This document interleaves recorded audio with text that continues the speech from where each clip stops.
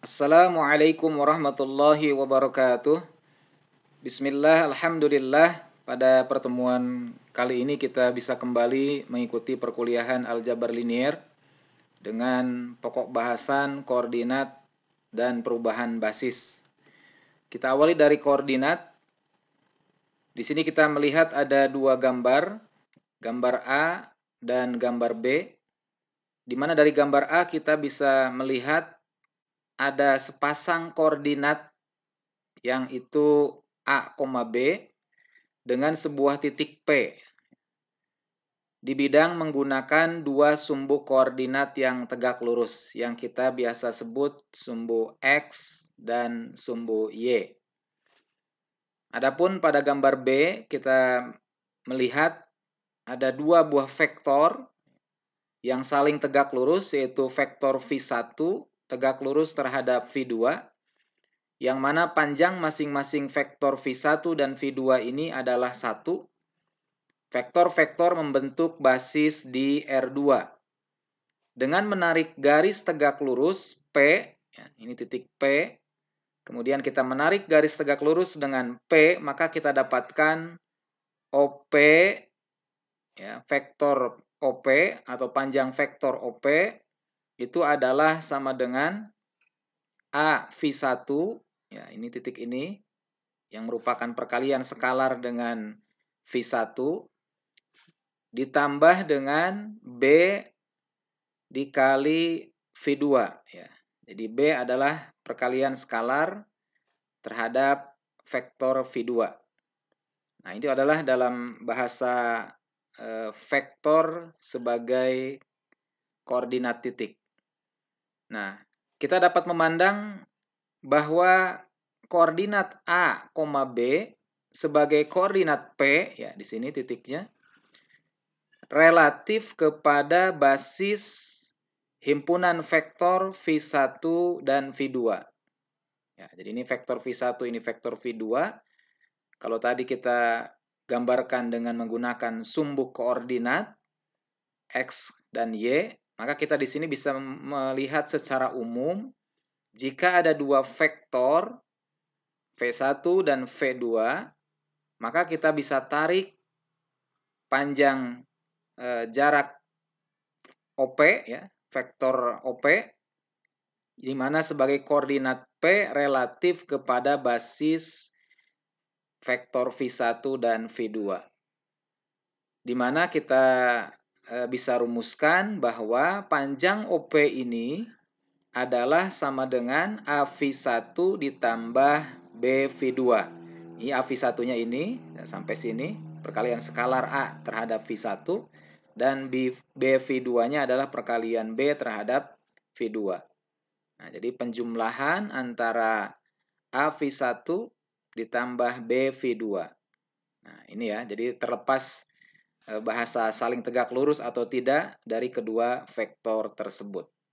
Karena kalau kedua vektor saling tegak lurus berarti vektor yang saling ortogonal. Nah, bisa juga berlaku untuk semua vektor yang ada, baik V1, V2 itu ortogonal ataupun tidak. Nah, ini adalah disebutnya koordinat P relatif kepada basis. Nah, misalkan ada sebuah basis S, yang mana S adalah sebuah himpunan beranggotakan vektor V1, V2, dan seterusnya sampai Vn. Untuk ruang vektor V, maka setiap vektor V yang berada di dalam ruang vektor V dapat dinyatakan sebagai kombinasi liniernya. Jadi yang kita pahami sebelumnya terkait dengan kombinasi linier, sebuah vektor V sama dengan C1 V1 ditambah C2 V2 ditambah dan seterusnya ditambah Cn Vn. Dan juga bisa kita tuliskan kombinasi liniernya adalah dalam bentuk V sama dengan K1 V1 ditambah K2 V2 ditambah Kn Vn. Jadi kita bisa menuliskan skalarnya dalam bentuk C1, C2, C3 sampai Cn, ataupun skalar K1, K2 sampai dengan Kn. Nah, ketika kita menuliskan kombinasi linear dengan dua bentuk ini, maka kita lakukan operasi pengurangan dari dua persamaan bentuk kombinasi linear ini, maka kita dapatkan V dikurangi V adalah vektor 0 sama dengan C1 min K1 dikali V1 ditambah C2 min K2 dikali V2 dan seterusnya sampai Cn min Kn dikali Vn. Maka sifat bebas linier dari himpunan S berarti C1 min K1 sama dengan 0. Ya, ini adalah skalarnya karena ini vektor 0. Berarti masing-masing skalar ini yang kita kenal dengan sifat bebas linier, untuk setiap skalar yang diperoleh adalah semua bernilai 0. C2 min K2 adalah 0 sampai dengan Cn min Kn juga sama dengan 0. Sehingga kita bisa dapatkan bahwa C1 berarti sama dengan K1. Begitu juga untuk C2 sama dengan K2. Sampai Cn sama dengan Kn. Nah, artinya dari yang kita sudah tunjukkan tersebut, muncul sebuah teorema satu. Bahwa jika S adalah himpunan basis untuk ruang vektor V, maka setiap vektor V di dalam ruang vektor V dapat dinyatakan dalam bentuk kombinasi linier V sama dengan C1 V1 ditambah C2 V2 ditambah Cn Vn persis dengan satu cara. Jadi kalau mau menyebutkannya menggunakan V sama dengan K1 V1 ditambah K2 V2 ditambah Kn Vn, yaitu silahkan. Yang penting hanya tepat satu cara.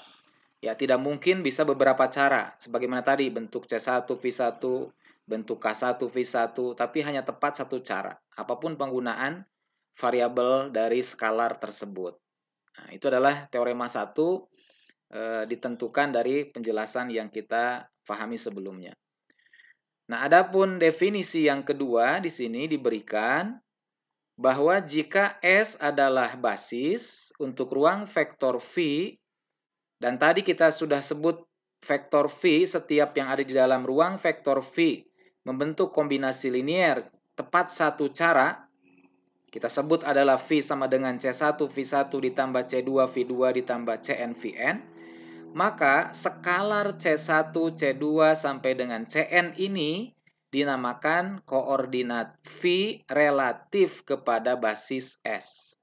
Ya, tadi ya, bahasa koordinat yang kita sebut dalam secara geometri tadi dalam gambar kita bisa melihat koordinat titik P relatif kepada vektor basis V1, V2. Ya, di sini adalah disebutnya koordinat V relatif kepada basis. Nah, adapun berbicara koordinat V yang relatif ini nanti ada dua pengertian.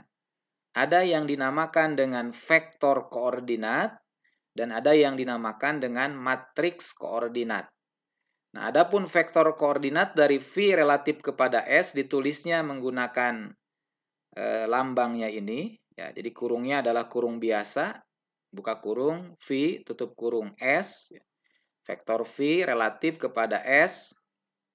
Nah, adapun matriks koordinat nanti menggunakan kurungnya kurung siku. Ya, sebagaimana kurung dalam penggunaan matriks. Jadi, isinya sama dengan penulisan yang berbeda. Inilah perbedaan antara vektor koordinat dengan matriks koordinat. Jadi, kita mencari skalar masing-masing. C1, C2 sampai dengan Cn sebagaimana yang diketahui dari basis tersebut, penulisannya sebagai vektor atau sebagai matriks. Kalau sebagai vektor dituliskan menggunakan kurung biasa, ya ditulis secara horizontal setiap skalarnya dengan pembatas koma. Adapun untuk matriks koordinatnya ditulis menggunakan vektor kolom. Ya, jadi kurungnya adalah kurung siku, ya, tanda matriks. Ditulis atau disusun menggunakan vektornya vektor kolom. Nah, itu adalah definisi yang kedua. Kita bisa melihat dari contoh satu untuk memahamkan kita kepada definisi tersebut. Diketahui ada sebuah himpunan S beranggotakan V1, V2, dan V3 adalah basis untuk R3, di mana V1-nya diketahui 121 elemennya, V2-nya adalah 290, dan V3-nya elemennya 334. Nah, pertanyaannya, carilah vektor koordinat dan matriks koordinat dari vektor V. Ya, yang mana vektor V ditentukan di soal ini diketahui adalah elemennya 5, negatif 1, 9 terhadap S. Ya, jadi yang ditanya pertama adalah vektor koordinat dan matriks koordinat. Adapun pertanyaan yang kedua adalah, carilah vektor V ya, yang relatif terhadap S di dalam R3 yang vektor koordinatnya diketahui adalah Vs sama dengan negatif 1, 3, 2. Ya, jadi pertanyaan A adalah mencari vektor koordinat dan matriks koordinatnya. Pertanyaan B adalah mencari vektornya jika diketahui koordinat vektornya atau vektor koordinatnya. Kita akan menjawab soal A terlebih dahulu. Ketika mencari vektor koordinat ataupun matriks koordinat, maka kita harus mencari skalar dari setiap C1, C2, C3 karena vektornya ada di R3 ya. Maka kita mencari sebanyak C1, C2, C3. Jadi ada 3 skalar. Maka kita bisa tuliskan dalam bentuk kombinasi liniernya adalah V sama dengan C1 V1 ditambah C2 V2 ditambah C3 V3. Nah, kalau basisnya di ruang R4 berarti nanti ditambah C4 V4. Atau kalau basisnya di ruang R2 ya berarti hanya C1 V1 plus C2 V2. Nah, kita substitusikan dari setiap yang diketahui pada soal. Tadi vektor V-nya adalah 5, negatif 1, 9 dari soal diketahui. Kemudian vektor V1-nya adalah 1, 2, 1. Vektor V2-nya adalah 2, 9, 0. Vektor V3-nya adalah 3, 3, 4. Ini semua diketahui dari soal. Maka, dengan cara yang sama, sebagaimana ketika kita membahas tentang materi kombinasi linier ataupun bebas linier, kita bisa kalikan ya dengan yang pernyataan ini. Kita dapatkan C1 ditambah 2C1 ya, di posisi ini berarti adalah sebagai vektor hasil perkaliannya yaitu C1, 2C1, C1 ditambah 2C2, 9C2, 0 ditambah 3C3, 3C3, 4C3. Nah, kita di sini langsung kelompokkan yang seletak ya. Jadi yang seletak C1 ditambah 2C2 ditambah 3C3. Nah, itu adalah sebagai variabel pertama yang nanti sama dengan 5. Kemudian variabel yang keduanya adalah 2C1 ditambah 9C2 ditambah 3C3. Ya, ini letaknya akan sama dengan negatif 1. Dan posisi yang ketiga adalah C1 ditambah 0 ditambah 4C3. Berarti C1 tambah 4C3. Maka kita dapatkan sistem persamaan liniernya adalah C1 plus C2, C2 plus 3C3 sama dengan 5. Nah, ini sebagaimana pernyataan ruas kiri sama dengan ruas kanan. Kemudian kita mencari setiap skalar C1, C2, C3 dengan menggunakan operasi baris elementer untuk mereduksi ya matriks yang semula adalah matriks lengkap terdiri dari matriks koefisien dan matriks konstan, kemudian direduksi sehingga membentuk sebuah matriks eselon baris tereduksi ini ya. Ya, jadi sebagaimana yang sudah kita lakukan pada materi-materi sebelumnya. Ya. Dengan asumsi bahwa OBE-nya sudah difahami, bebas kreativitas yang dibutuhkan. Ya, silakan kalian tinggal nanti dikaji kembali perubahan-perubahannya yang pada prinsipnya semua OBE dilakukan untuk memastikan ada satu utama di setiap baris. Ya, ini di baris pertama sudah ada satu utama. Dan di baris yang lainnya atau yang ada di bawah atau di atas satu utama itu dibuat menjadi 0. Nah, dinolkan. Nah, inilah operasi yang kita buat untuk bisa mengnolkan Ya, setiap elemen yang berada di bawah atau di atas satu utama. Kemudian ini kalau sudah satu utama, maka kita buat satu utama baru di baris kedua yang ini. Kemudian di atas atau di bawahnya kita nolkan. Ini ya, hasilnya ini. Operasinya diciptakan. Kemudian ini satu utamanya kita fokus ke baris ketiga, maka inilah satu utama yang sudah kita lihat sempurna sebagaimana matriks eselon baris tereduksi. Maka dari sini kita bisa melihat bahwa ini tadi C1, berarti C1 sama dengan 1, C2 sama dengan negatif 1, C3 sama dengan 2. Nah, itulah yang kita peroleh hasil dari operasi baris elementer untuk mereduksi menjadi eselon baris. Nah, maka kita dapatkan tadi C1, 1, C2-nya negatif 1, C3-nya 2, maka tinggal disusun ke dalam bentuk vektor koordinat. Ini dituliskannya dengan lambang buka kurung biasa VS, susun dari C1, C2, C3, dan matriks koordinatnya ditulis dengan menggunakan penulisan vektor kolom. Ya, jadi kalau sudah dapat C1, C2, C3 tinggal menuliskan dalam bentuk vektor koordinat dan juga matriks koordinat. Mudah kan ya? Nah, kemudian untuk menjawab pertanyaan yang kedua, yaitu yang dicari adalah vektor V. Ya, vektor V-nya. Jika diketahui vektor koordinatnya, yaitu vektor koordinatnya adalah negatif 1, 3, dan 2. Maka kita tinggal substitusikan ke dalam bentuk kombinasi linear tadi, bahwa V sama dengan C1 V1 plus C2 V2 plus C3 V3, di mana C1, C2, C3 itu adalah diketahui dari vektor koordinatnya. Negatif 1, 3, dan 2. Nah, V1-nya diketahui dari soal, V2 juga sama, V3 sama, maka kita tinggal kalikan semua yang ada setelah disubstitusikan antara C1 V1, kemudian ditambahkan nanti dengan C2 hasil kalinya dengan V2 dan seterusnya. Maka kita dapatkan vektor V-nya adalah 11, 31, dan 7. Dari mana memperoleh 11? Negatif 1 kali 1 adalah negatif 1, ditambah 3 kali 2 adalah 6, berarti negatif 1 tambah 6 adalah 5, ditambah 2 kali 3 adalah 6. 5 tambah 6 adalah 11. Dan seterusnya untuk elemen yang lainnya. Itu ya, jadi dari contoh 1 jelas kita memahami dua hal tentang vektor koordinat dan juga matriks koordinat. Adapun contoh-contoh berikutnya, ya contoh 2, 3, dan 4, nanti konsepnya sama, hanya berbeda ruang vektornya. Jadi kalau tadi di contoh 1 itu ruang vektornya di R3, nah di contoh kedua ini adalah ruang vektornya berupa matriks berordo 2 kali 2. Ya, tentukan vektor koordinat dari matriks A dengan anggota matriksnya adalah 2, 0, negatif 1, 3 relatif terhadap basis S. Yang mana anggota basis S-nya adalah vektor A1 diketahui, A2, dan seterusnya, A3 serta 4 diketahui. Maka jawabannya adalah hal yang sama yang dilakukan di contoh 1.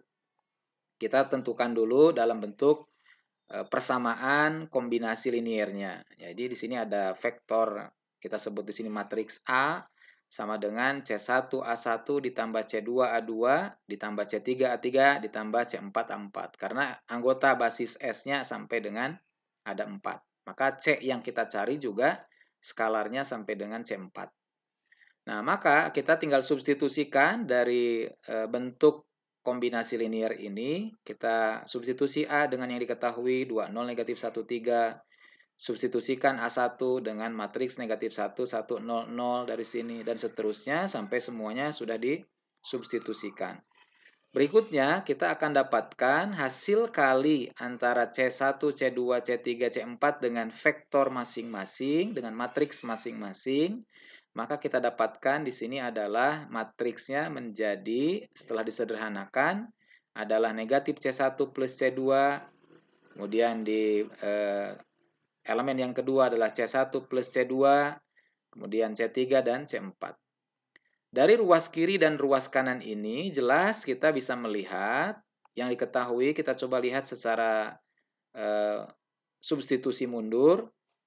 C4 sama dengan 3, ya, posisi yang seletak.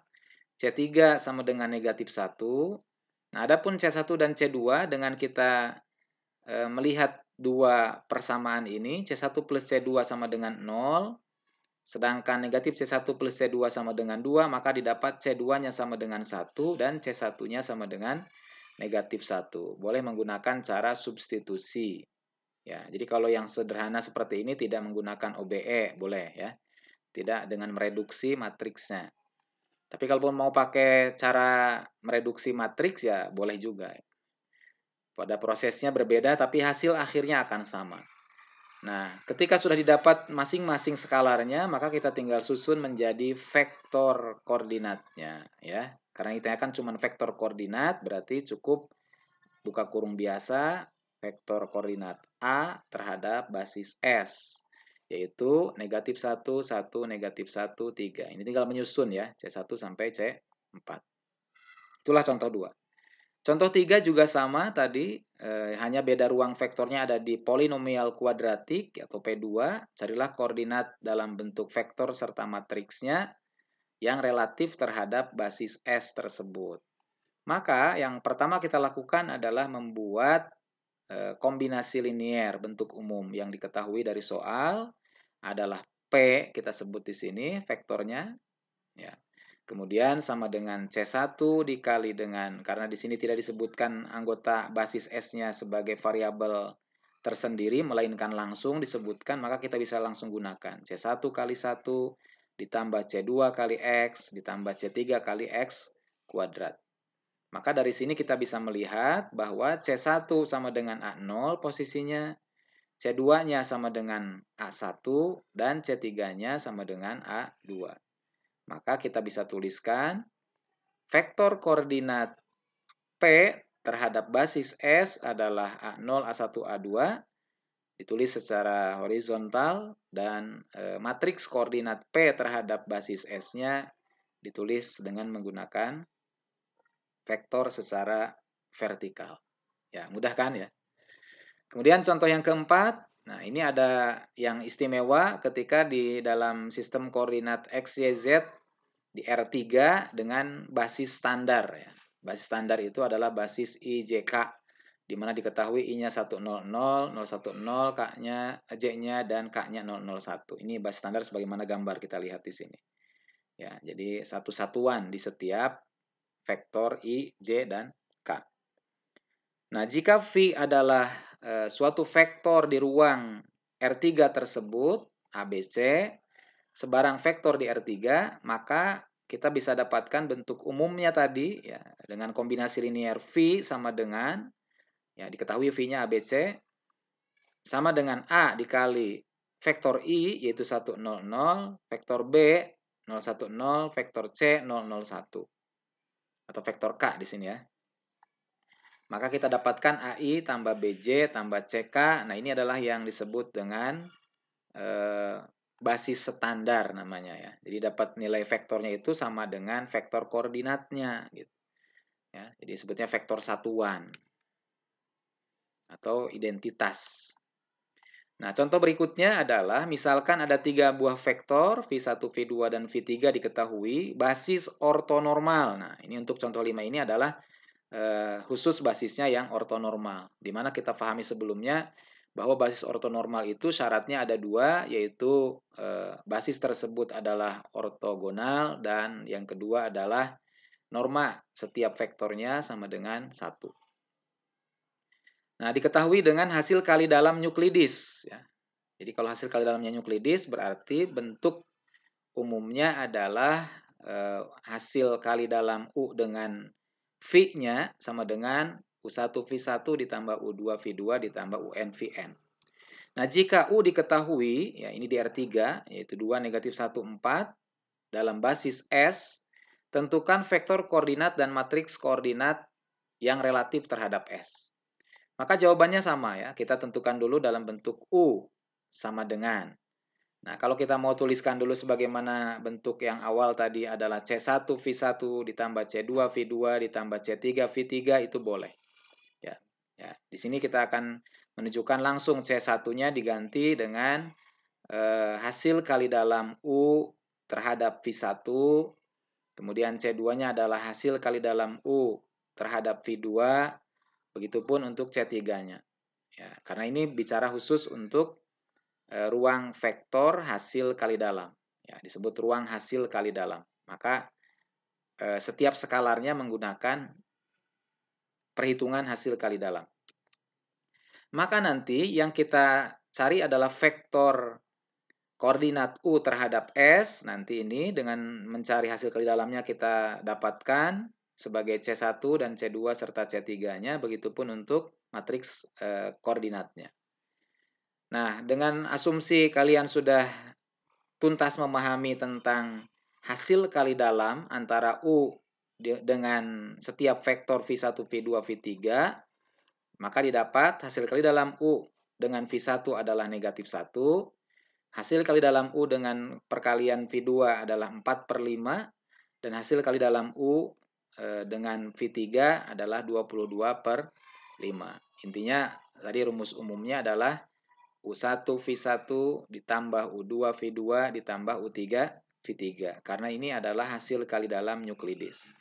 Nah, sehingga dengan perolehan yang kita dapatkan, ini adalah sebagai C1, kalau dalam bahasa contoh-contoh sebelumnya, kita tulis di sini negatif 1,4/5,22/5. Begitupun untuk matriks koordinatnya. Oke ya, jadi insya Allah itu materi sangat bisa kita pahami dengan mudah. Adapun di bagian yang kedua, kita akan membahas tentang perubahan basis. Bahwa yang dimaksud dengan perubahan basis ini adalah bagaimana mengubah basis dari suatu ruang vektor V yang semula sebagai basis B menjadi basis B aksen. Kalau tadi di soal diketahui basis S, berarti menjadi S aksen. Nah, akibatnya matriks koordinat dari suatu vektor V, yaitu yang tadi kita tuliskan adalah matriks koordinat V terhadap basis B, akan berubah menjadi matriks koordinat vektor V terhadap basis B aksen. Ya, jadi kalau di situ basisnya basis S, ya berarti tinggal disesuaikan. Itu ya, jadi konsep perubahan basis yang dimaksud adalah mengubah dari basis yang lama ke basis yang baru atau sebaliknya. Nah, misalkan ada diketahui basis B adalah himpunan yang beranggotakan vektor U1 dan U2, ya berarti ada dua vektor. Nah, basis lama tadi B dan basis barunya adalah B aksen. Ya, diberikan aksen. Nah, misalkan matriks koordinat untuk vektor basis lama relatif terhadap basis baru adalah, diketahui ya ini ya, matriks koordinat vektor basis lama, ini U1, terhadap basis baru, berarti terhadap B aksen, diketahui adalah A, B, ya, karena ini matriks koordinat, tulisannya berarti sebagaimana bentuk dari definisi tadi. Dan matriks koordinat vektor basis lama U2 terhadap basis baru B aksen adalah diketahui sebagai CD, dimisalkan. Maka kita bisa tuliskan U1 sama dengan A U1 aksen plus B U2 aksen. Ya, kita sebut pernyataan 1. Begitupun U2-nya sama dengan C dari U1 aksen plus D U2 aksen.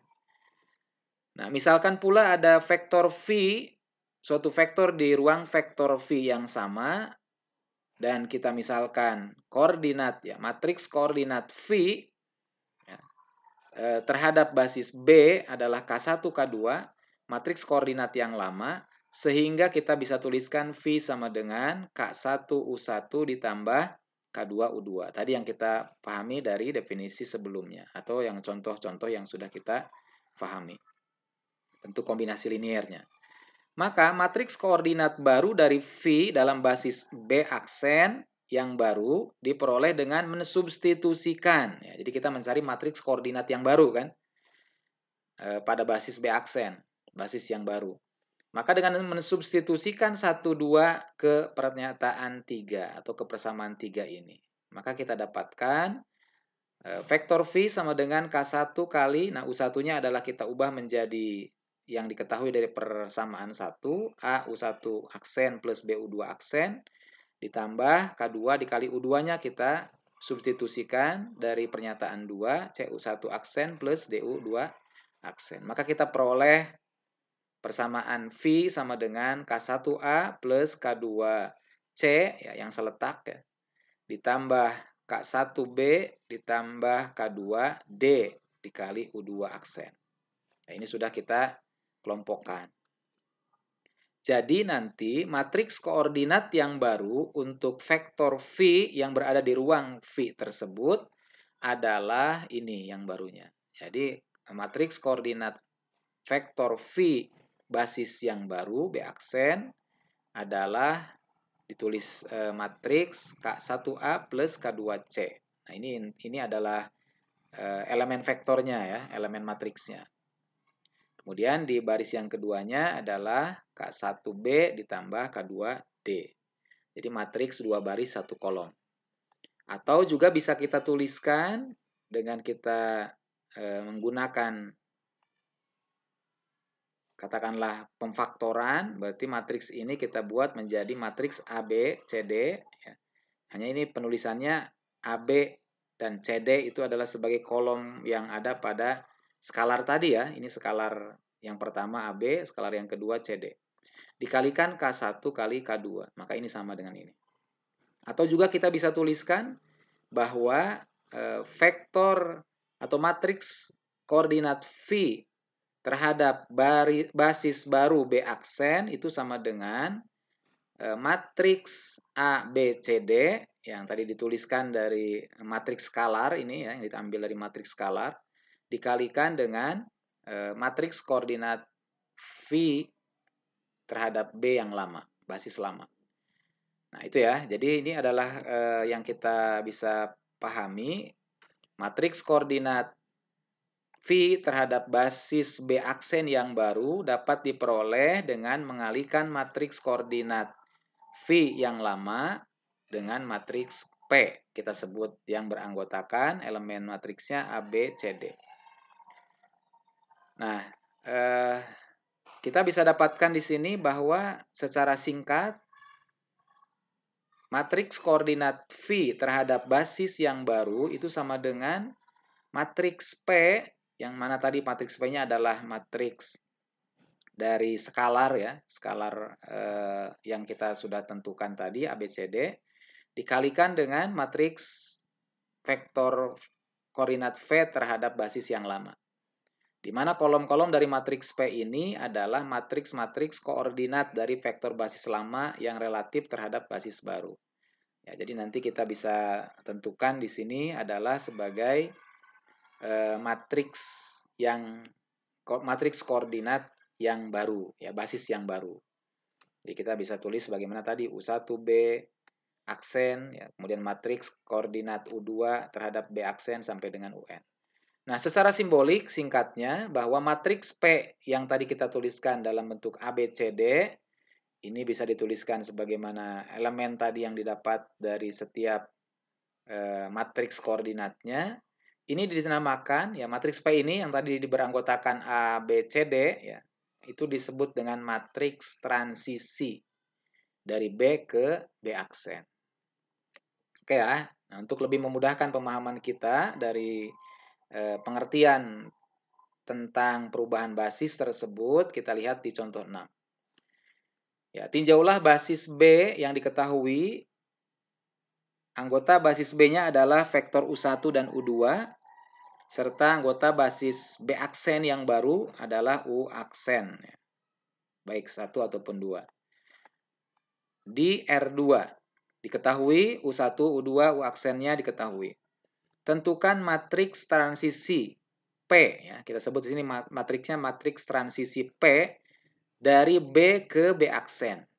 Ya, itu yang pertama pertanyaannya. Pertanyaan kedua, tentukan matriks koordinat V terhadap B aksen jika diketahui vektor V di ruang R2 tersebut adalah matriks 72.